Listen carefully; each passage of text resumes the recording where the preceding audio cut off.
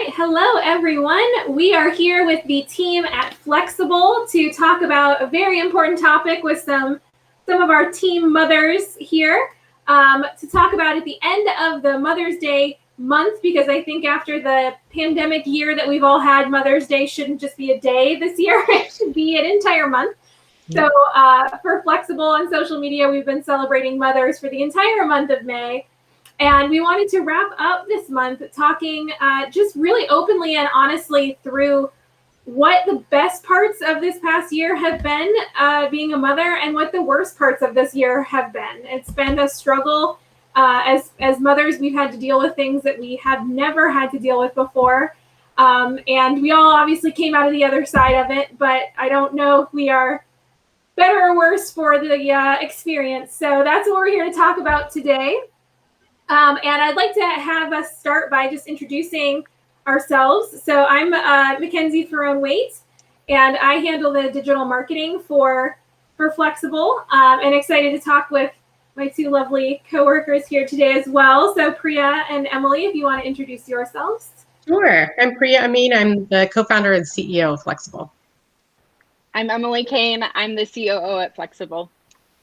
Wonderful. And you guys both, I don't know if you want to talk about a little bit about your family situation. So I have a 3-year-old, someone who just turned 3 at the beginning of May, a 3-year-old daughter. And I'm like days or weeks away, who knows, from having a son as well. So that's my family structure. And you guys both have some little ones as well. Yeah. So I've got 2. I've got a 10, almost 11. He'll be 11 next week, which is nutty because there was a Facebook memory that came up from when he was 1 year old. And I'm like, my goodness, how is this child taller than me? And all of it, because it feels like it went by in a blink of an eye. And I also have a 7-year-old, both boys. They are, they're wonderful, but yeah, a handful. I have 3 kids. I have 2 9-year-olds. They just turned 9. They just went through their, much like Esther, Mackenzie's daughter, they just went through their second pandemic birthdays. So the first one, their first pandemic birthday was right after the shutdown, and it was a real bummer. Like, I think they thought we were going to be able to do something fun, and we thought maybe. It was March 29th. That's their birthday. So we just cleared year number 2, and we got to do a much funner birthday this time than we did last year. And then I have a 6-year-old son. And they're all here. That is excellent. Yeah, and we've all had different, I think, situations as well as mothers, like throughout the past year, where some of us have had kids at home, some of us have had pods that we've had to organize. Mine was young enough to go back to daycare at a certain point. But I think it's a great time to kind of talk about this because the past year has been really hard, and we're finally, fingers crossed, rounding the corner to kind of opening back up and schools being a place where we can reliably send our children again. And I'm really interested to know let's start on a positive note. So what was different about this past year, but was something that you really cherished as a mother that the pandemic kind of forced upon you, and you didn't realize it was something that you wanted until you had it?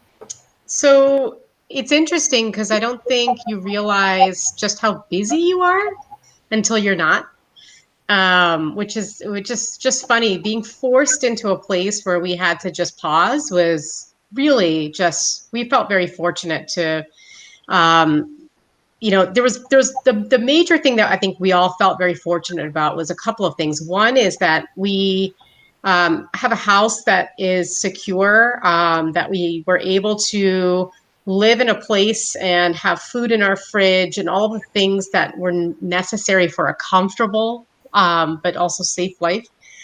But more importantly, when all the things stopped and we had to kind of think about how to come together as a family, we were very fortunate that we just like each other. And, certainly there's some sibling, rivalry and, stuff like that. But for the most part, it was really lovely to reconnect with my family. My husband travels quite a bit. And so having him at home as well was really, really amazing. At first, I think we both were like, whoa, I hope this is going to be good. But it really was quite amazing to just kind of reinforce in our minds that like, okay, cool. Like I chose the right people and our kids were raising them the right way. So that was a really lovely thing. I needed the pause. I mean, the thing you didn't know you needed, I needed that pause. We were really overscheduled, and I had this fantasy about hitting this phase of parenthood and not ever letting us become overscheduled. I had like sort of watched it happen to folks who were ahead of me in the parenting process, and known that that doesn't fit me well, and it probably wouldn't work well for our kids to be happy and healthy, and it was happening anyway. The year of the shutdown, 2020, one of my daughters was like at lessons like 4 nights a week. We were getting home at like 8:30, 9 o'clock, which doesn't sound so late, but she was 8 years old. She was 7 years old at the time, actually. And she was getting really run down, and she didn't want to quit anything. And we were in a parenting dilemma because we love that she is so keen and interested and driven, but we really needed the break. We really needed the time together. Yeah, and I can agree. So with my child being so young, I mean, she was 2, well, not even 2 when the pandemic started, right? So she turned 2 in May of that year, and I traveled a lot for work, and you know, it was difficult to leave her and to come back, but I also enjoyed that aspect of my career. So it was nice to have an entire year where we were all able to be together, and I wasn't hopping on a plane, you know, once or twice a month. And at the time, I didn't feel so bad about it because she was so young that she didn't really realize that I was gone, right?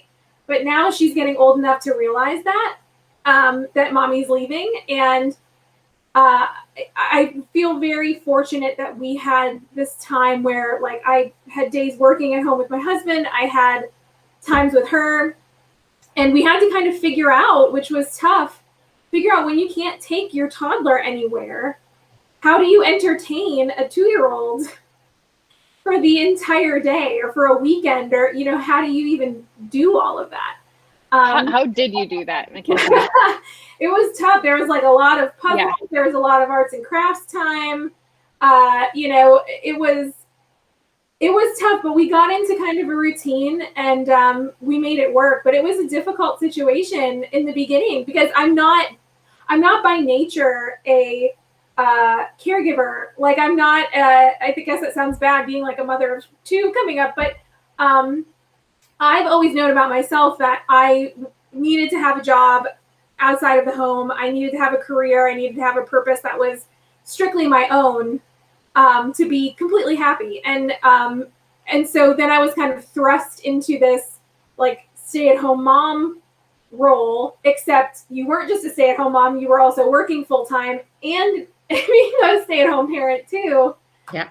And that's what became really difficult. And that kind of leads into the second question, because we all were in that boat together, I think, where, you know, if I was to ask you kind of what was the hardest part of being a mother in the past year, what does that look like for you? Emily, do you want to go first?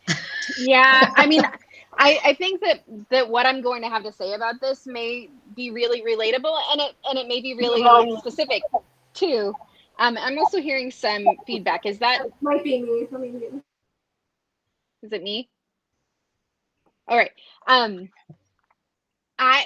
So my partner and I he was already sick at the shutdown, and we didn't know that he had COVID until we thought he had strep, and he tested positive for strep and was treated for strep, but his strep cleared, and 3 weeks into not leaving the house, he was still sick, and without any subsequent exposure, I got sick too. We both got sick. We both got sick right at the beginning, and we both got sick before there was ready access to testing, before anyone knew how to handle, like, basically the window of time that we were ill in was also the window of time where people were only leaving their homes or seeking higher levels of medical care if it was a true emergency, if there was really no other alternative. So we were just sort of scared and waiting it out. And I think the hardest part for me was that I spent some part of this past year being disabled in a way that is so foreign to me. Um, my family's dealt with a lot of medical crises, and anyone who knows me personally knows a lot of these stories. This is not the first time that there's been like a devastating wave of illness in our house that was really scary to get through. But in every other instance, I've been able to physically push through, be present, over function, overachieve, and like get the job done. And this year was the first time where I was really needed.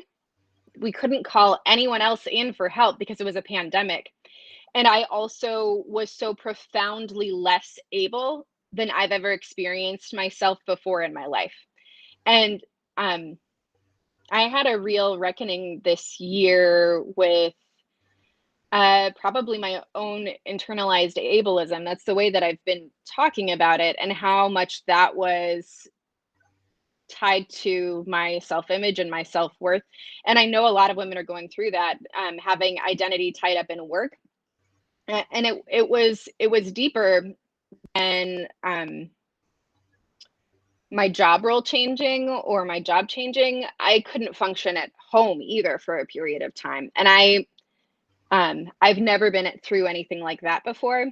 And I hope that my kids never have to see me that way again until like they're old and I'm old. I hope we all get to be old together. Yeah.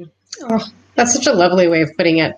Yeah, this year it's interesting because to Emily's point, I think a lot of us kind of, started going into the pandemic with an idea of what our personal sort of physical thresholds were and what our like work ethic was, right?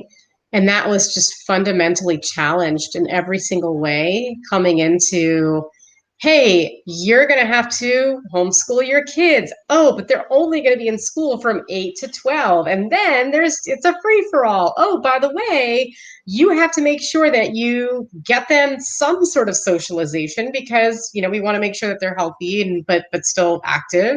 You're going to have to come to school and get all these supplies and whatnot. And so thinking about the logistical dance that had to be done, especially in the beginning, I just realized in hindsight just how much of my personal bandwidth I like front loaded in the beginning of this pandemic and just pushed and was like, yes, we'll do all of the things and we'll do it as well as we can and go, go, go, go, go. It's okay. I'll sleep when I'm dead. Like the really terrible sort of toxic mentality of just work hard and, reap the consequences later. And unfortunately for me personally, I did reap the consequences. And I think a lot of people did. Where, although unlike Emily, I didn't get sick, I did burn out 100%. And it was really devastating to kind of go from this place to Emily's point where you're used to functioning at this level and then just physically not being able to function at that level. And it's really sad because that affected women disproportionately more so than men this past year, unfortunately, especially those who have caregiving duties. And it's terrible because across the caregiving spectrum, people who not only took care of young children or, family members or folks with special needs or the elderly, the majority of that fell on women's shoulders. And there was such an enormous amount of burnout, which was on some level a bit of, it felt, I guess, okay in the way that I was feeling because there was reassurance that it wasn't just myself, but it was also absolutely unequivocally devastating that it had to happen in the first place. So to Emily's point, again, I think you said it so beautifully. I hope that my family never has to see me like that again. I hope no one's family has to see them like that again, because I think the important thing is the invisible labor that women provide is what keeps our society going. And when women burn out, it is incredibly detrimental to society. And I think this year proved that. Yeah, and I feel like for me, I mean, as I thought about this question too, for me, it was very clear that it was guilt. Was a huge part of the past year for me. It was when when everything shut down and she had to be home with us, it was guilt that I wasn't being the type of mother I would want to be if she was home with me, because I was working at the same time. And that same token, I couldn't be the employee that I wanted to be either, and felt guilty that I wasn't able to provide the same amount of time to my job or my career. It also kind of coincided with her going on a nap strike, and which really pushed my husband and I to the edge, because we were like, well, those 2 to 3 hours are like the time where we can both sit and try to get some work done. And you've now decided that you're not even going to give us that. So, and so that kind of gave us both short fuses, too. And so then, you have those moments where you snap, and then you feel guilt for that, because you're like, I should be, like, I'm the adult. I should be the one that is able to control myself and not, stay calm and not let her tantrum affect me or whatever, So I think that this past year for me, the hardest part is just kind of the guilt that came along with everything. It was crazy. But there were things that we adopted as a family during that time to try to mitigate some of those things that we were feeling, or some of those issues, or like I said, like to entertain her in some way. And that was a question that I had for you guys as well. So during the pandemic, we started doing something called movie nights on Friday nights. And we would pop popcorn, and we would order in food from a small local business. And we would sit and watch a Disney movie of some kind. And we found that my daughter absolutely loved it, because we didn't let her really watch much television at all. So it was like a really big treat for her to get to sit and watch a whole movie. And we've kept that going for over a year now. Every Friday, we don't make plans on Friday nights. We don't send her to grandma's house on Friday nights. We don't do any of that. That is family movie night. And we watch a movie and we eat dinner together and pop popcorn.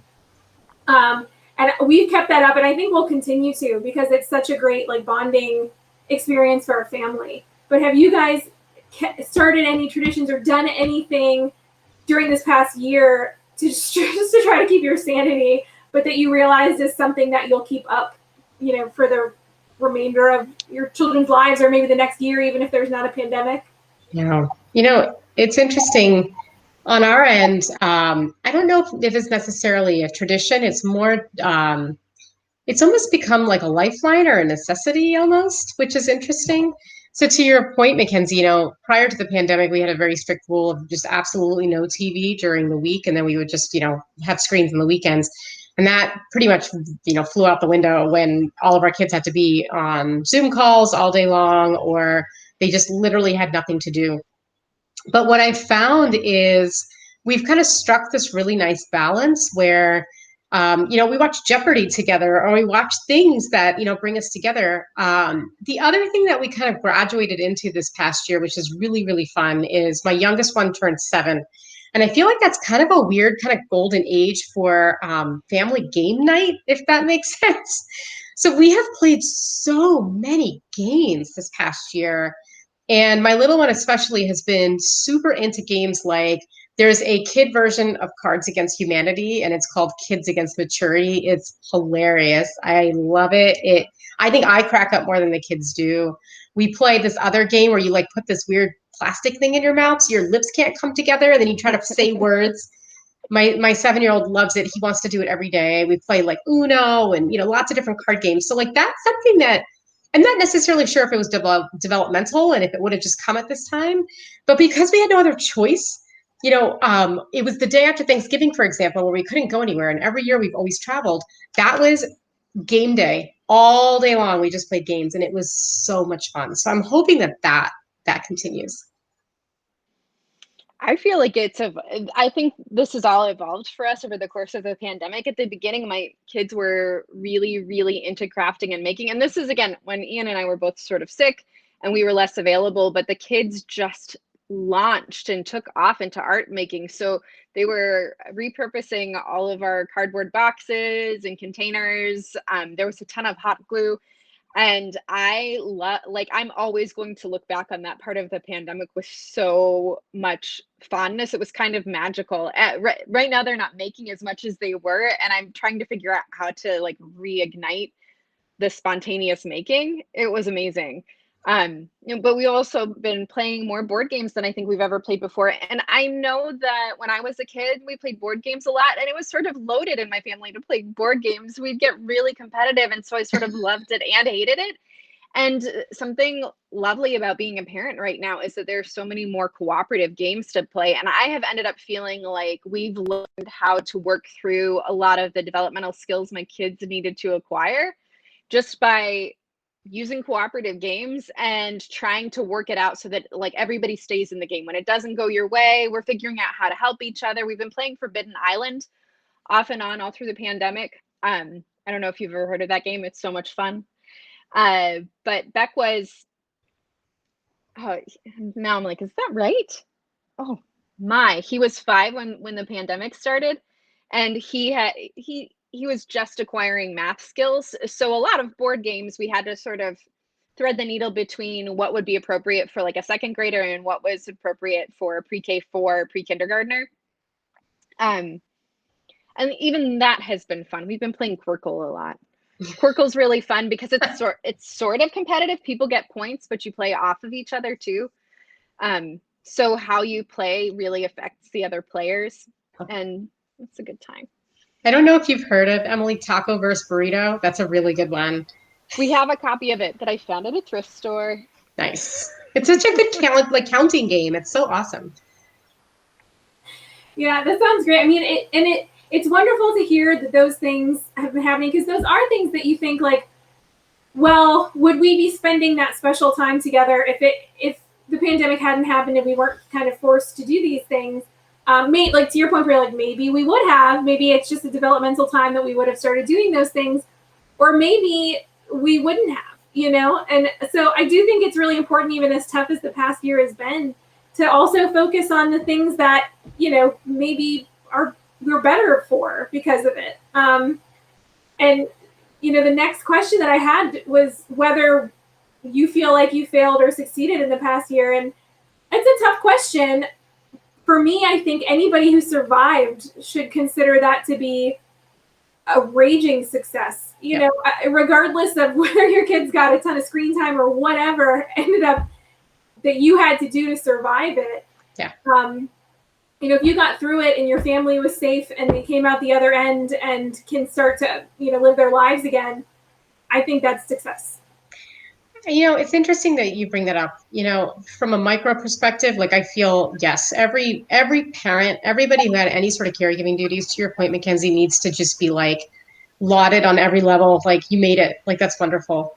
Where I think we need to, focus and identify successes and failures as a whole from a societal perspective. Are we really going to learn what we needed to learn from this last year?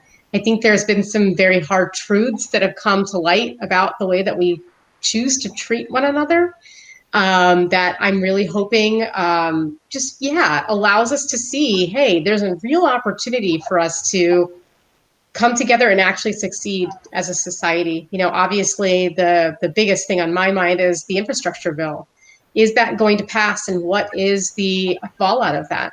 On top of it, I have 2 kids that aren't eligible to be vaccinated yet. So are people going to still follow the same types of safety rules, to allow for them to be safe, and it's just those types of things that make me think about, success and failure. I agree that, we all, as long as we are, healthy and thriving and continuing forward, we are succeeding. But if we can come together and just be compassionate with one another from a macro standpoint, that I think will be the ultimate success.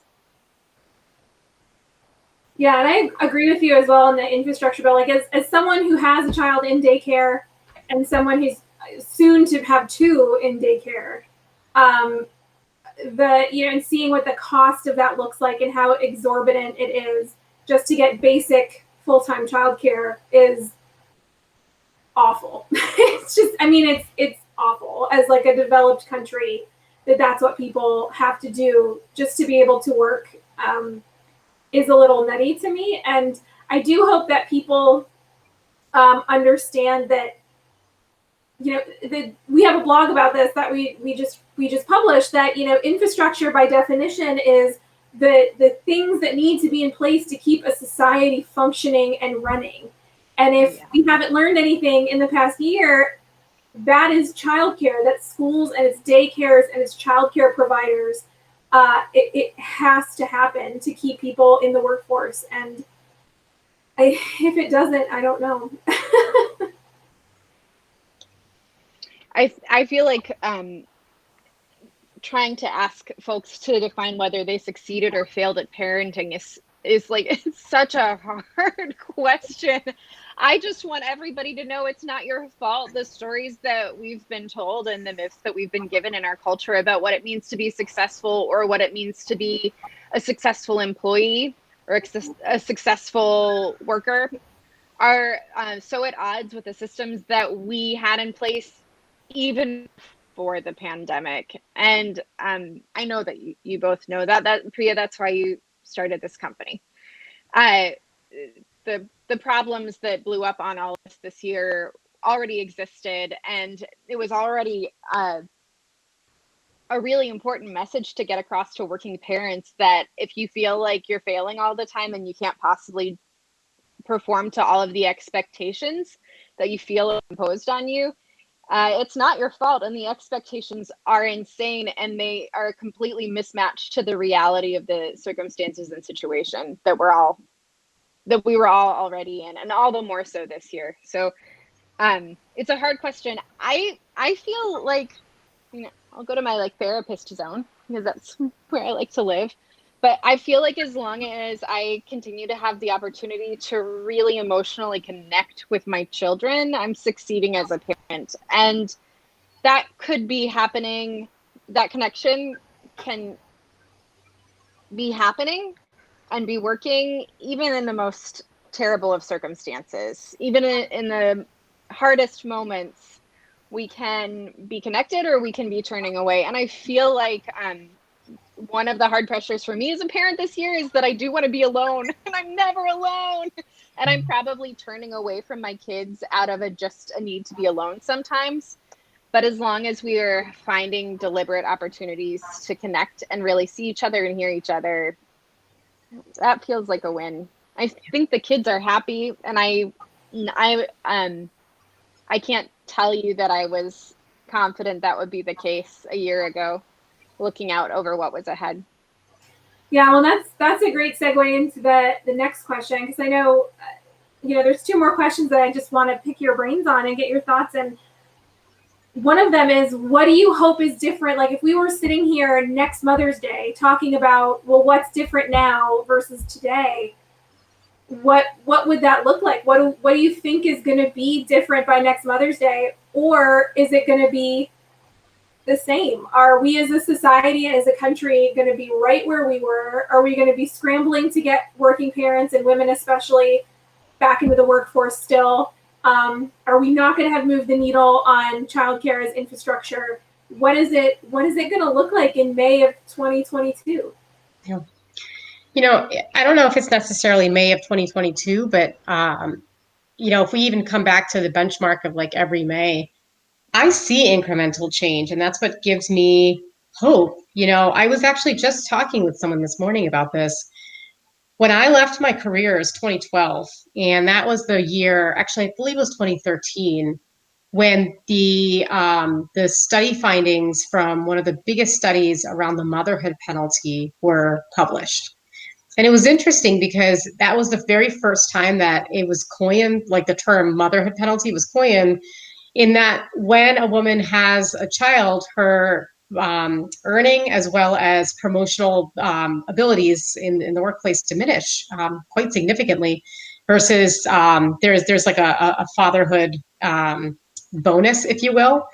And it was just very interesting to see from where we were even 8 years ago to where we are now. It feels like a pretty seismic shift, even though it feels incremental depending on, who you're talking with.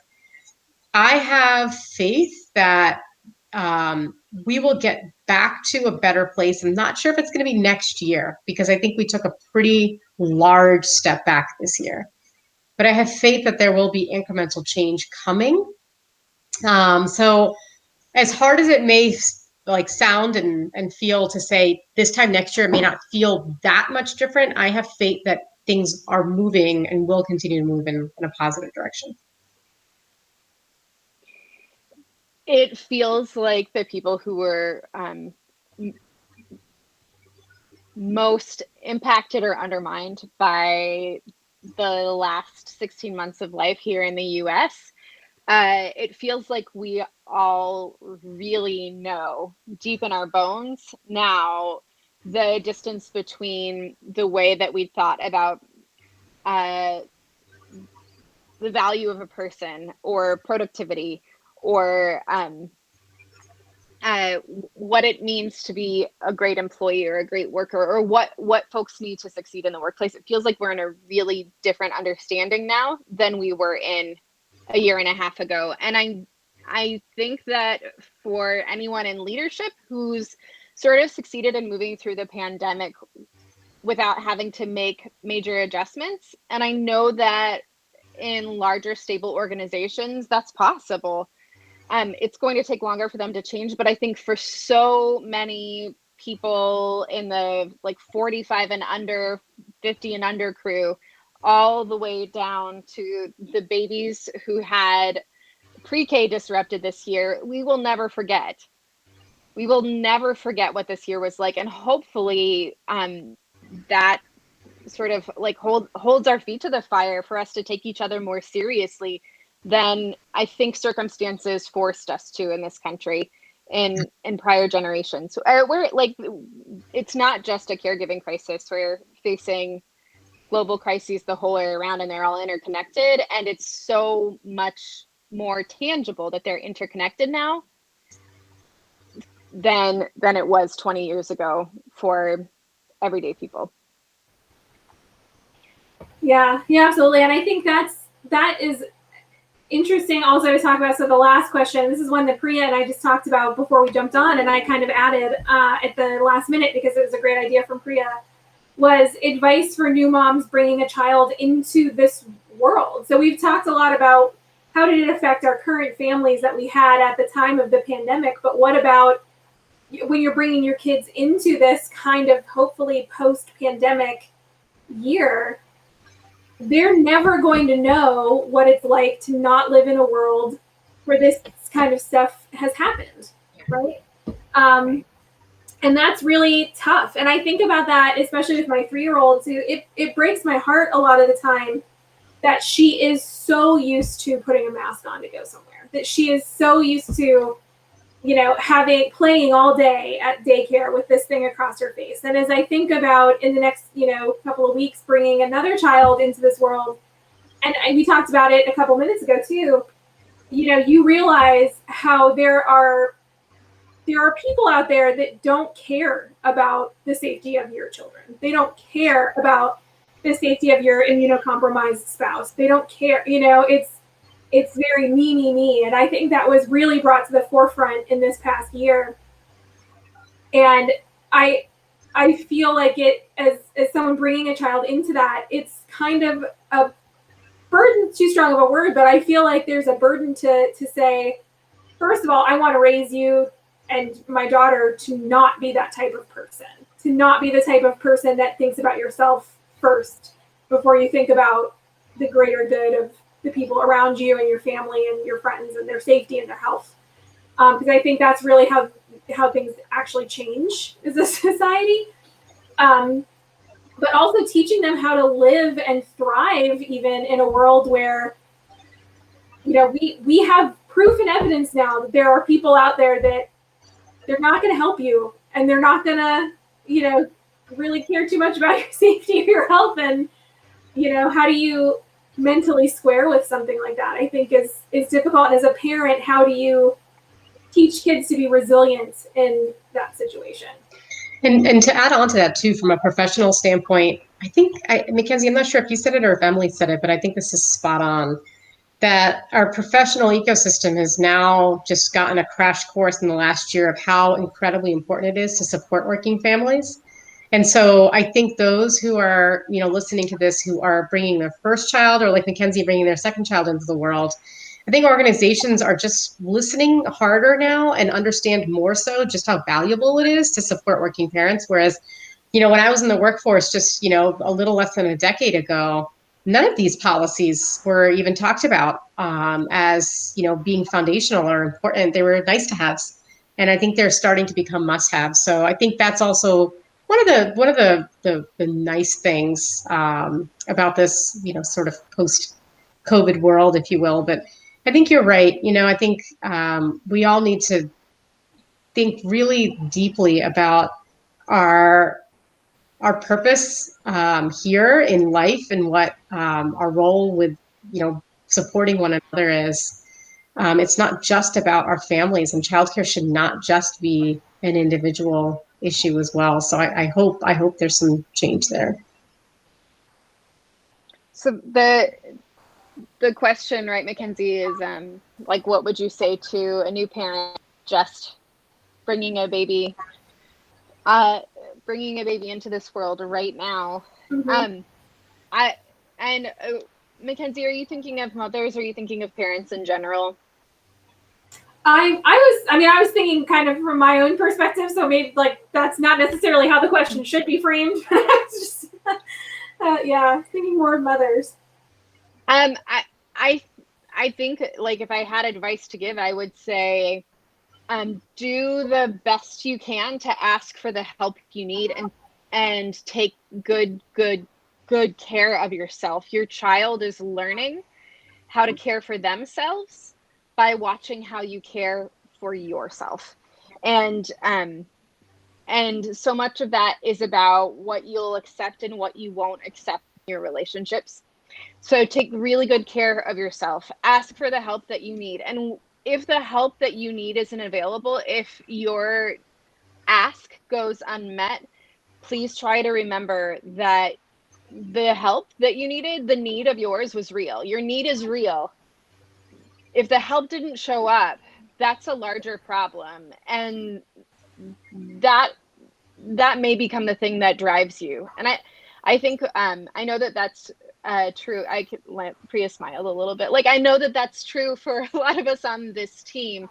I think about Toni Morrison's quote a lot. You need to, if you can't find the book you need to read, you're going to have to be the person who writes it.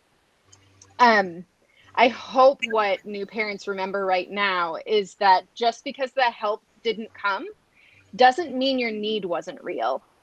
Your need was real. Remember that need. Remember what it felt like, and do what you can with that knowledge moving forward. Don't let it go. I think that's where we come into so many of the larger problems we face, is that when people have been vulnerable, as soon as they shift out of it, they erase, forget, and don't revisit and pretend like it never happened. Or maybe they were treated harshly or badly when they were vulnerable, and they say, oh, those are the breaks. I didn't get that help. Why should you have it? So I just want to implore new parents, remember this time, remember what you needed, and I hope that defines the course for you after.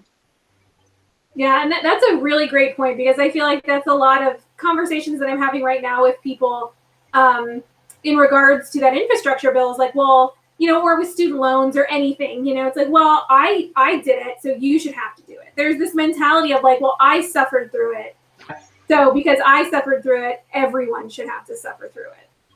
And it's really a mentality that I don't understand, because I think the true definition of being someone who is like blessed to be successful is that you have the ability to say, I know how hard it was to get to where I am with those roadblocks. And if I can now have a position of power where I can remove those roadblocks for other people so they don't have as hard of a time, that's my responsibility to do. Yeah. Well, let's just hope that mentality again just permeates. That's it. That's it. Yeah, it's weird. And it's funny. I think this is probably the I know we're over a little bit. This is the last, my parting words, and then I'll ask for yours. Is that I think that it's really important to understand as well, and especially in this past year, I'm sure there's mothers that thrived in the last year. And there's others that fell apart.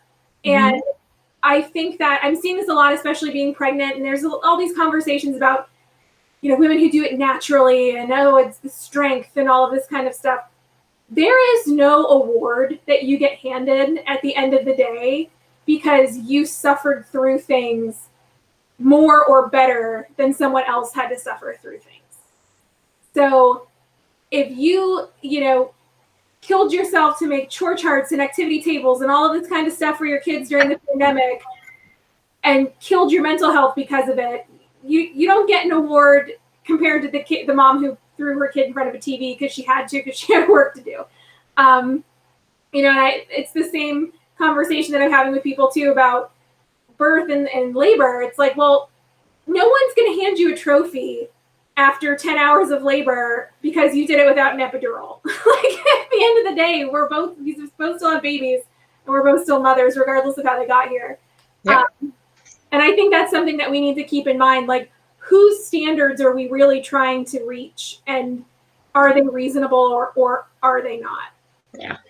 I mean, there's societal structures and constructs and, the patriarchy that, really lends into this dialogue, right? And there's books like Burnout, which I have been endorsing everywhere I go, that talk about this giver syndrome, like giving syndrome, right? It's how much of myself can I give? The more of myself that I give, the better I am. This martyrdom almost of like, I will give all of myself, and but when are you going to take? And that's what Emily said it so beautifully, which is you cannot put your needs aside for anybody else. You need to make sure that you take care of yourself, because there is no specific thing that you need to hit as a parent or as a mother or as a woman.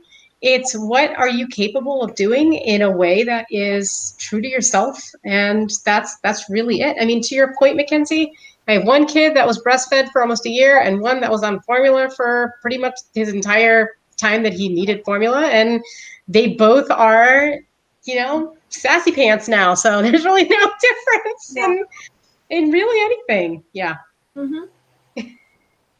Emily, any parting thoughts from you?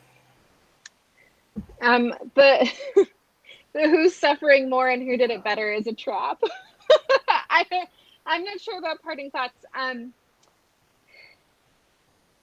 Hey, I think we're not done yet, is my parting thought. We're sort of at the end of the month of celebrating motherhood, but as far as figuring out how to parent in a pandemic and be a working mother in this season, my kids aren't vaccinated. Neither of your kids are vaccinated. The solutions that I have access to for childcare are still solutions that I created from scratch. And that's true for so many of us. And we're not out of the woods yet. So it's like, travel well, everybody. I wish you grace for the journey. Please be kind along the way. That's what came into my head when you said that is just to give yourself grace, to just say, you know what, I didn't do so hot today. That's okay.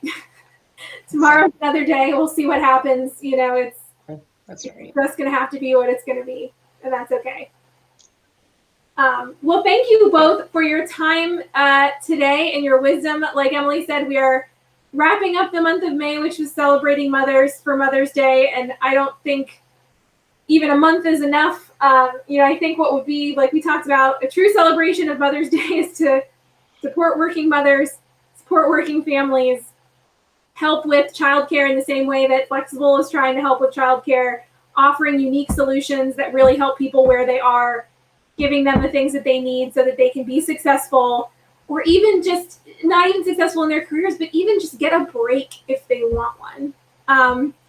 I think is really important. And we sent out an email earlier this week for Mother's Day too, encouraging people to buy gift cards and stuff for Flexible classes and time, because, as a parent, like you were saying at the beginning, Emily, sometimes the best gift in the world is just, especially after a year like this, is just leave me alone. Yeah. Just give me an hour where no one is asking me for graham crackers, or no one is telling me that they have to go to the bathroom or they need help with homework or whatever. Just an hour where I feel okay to sit and read a book and know that that's okay. That was actually one of the best parent reviews Flexible's ever gotten, Mackenzie. One of our parents, who is also another twin parent like me, said, for a full hour, no one even asked me for a snack. Yeah. How? And I was like, that is a serious 5-star review. That is so true. That's so true. I've already had the conversation with my husband a couple of times about when this baby comes. I said, there's going to be times where I'm going to look at you and I'm going to say, I just need to go. Yeah. I need to leave for like an hour or two, and I need to go to the gym or do something that is just me, where I have bodily autonomy, and there is no one that physically needs me for any reason. You don't need me to feed you. You don't need me to get you a snack. You don't need me to hold you. Like, I just need time alone. So he's been pre-warned that that's something that's probably going to happen a couple times. Months dial and fully vaccinated to come hold your babies. Oh, me too. Right. Well, I'll take you up on that for sure. Thank you guys both so much. And with that, we're going to end this broadcast. But thank you, and huge thank you and kudos to every mother out there. Whether you use Flexible or not, you are superheroes for sure. And especially in the past year, that's been more than proven. So we at Flexible will continue to fight for equity and equality for women in the workplace and try to provide as much assistance as we possibly can to level the playing field a little bit. So thank you guys both so much. And with that, we will end. Thank you.